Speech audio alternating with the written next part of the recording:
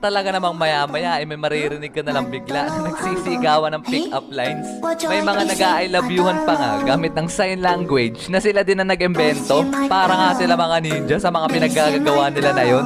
Madami pa nga sila mga pinaggagawa nun. Habang ako ay parang kulangot lang dun sa ledgi kasi hindi ko kaya yung mga pinaggagawa nila. Feel ko kasi nun ay parang sobrang bata ako pa para magkajowa. Pero meron ako ng 2 tropa na kasama din sa mga nanliligaw dun sa taga-katapat namin na building. At simula nung napasagot na nila yung mga nililigawan nila sa kabilang building, ay dito na nagsimula yung mga hindi inaasahan na pangyayari. Oy Rio, single ka pa, di ba? Ha? Bakit? Ngiting may binabalak kayo ah. Di pre, baka gusto mo kasi magkajowa. Hehe. Kaya nga pre, may rereto kami sa'yo. Sira ulo, hindi naman ako nagpapahanap ng jowa. Yung naging GF kasi nung 2 kong tropa mga repa ay magkaibigan at meron pa silang isa pang kaibigan na babae at yun ang nirereto ng 2 kong tropa sa akin. Ano pre, gawin mo ng GF para pa magde-date ay magkakasama tayong 3. Kaya nga pre, ay pas ako dyan mga pre. Sinabogart na lang, total naman jowa na yung mga yon. Sira ulo, ikaw nga yung gusto. Wala pa talaga sa radar ko magka-jowa nun kaya tumanggi ako. At kung magkakaroon man ako ng first girlfriend ay yung crush ko ng mga panahon na yun ang gusto ko. At pagkatapos nun, ay biglang kumalat yung balita na nagkakagusto daw sa akin si Moana. Di niya tunay na pangalan. As in, kinabukasan, pagpasok ko ng classroom, ay biglang nagtingin na sa akin yung mga kaklase ko. Oy, Moana, nandito na si Rio. Ay.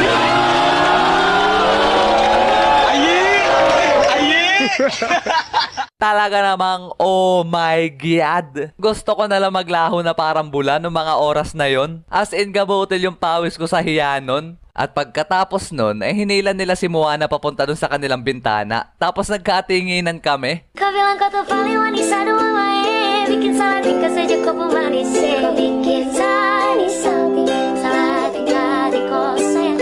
Kau bilang kau tuh paling wanita dua wae. Bikin salah tingkah saja kau pemanis. Kau bikin salah tingkah di kau sayang. Kung madidescribe ko sa inyo mga repa si Moana, siya yung matatawag nyo na Black Beauty. Ang dahilan lang kung bakit ayoko siyang ligawan nun kasi meron na akong ibang gusto. Pero pagtingin ko sa kanya, no mga oras na yon, ay nakikiayi din siya sa amin dalawa ni Moana. Walang jo. At pagkatapos sa mga nangyari na yon, mas lalong kumalat yung balita tungkol sa amin dalawa ni Moana.